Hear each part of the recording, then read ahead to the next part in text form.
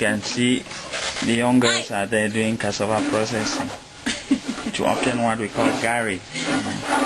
So this is quite a notable process and quite tiring, as you can see what they are doing, and then with a smooth. So modern methods of processing could be put in place. I think it will go a long way in reducing drudgery. So we are moving close to where she's keeping her pigs.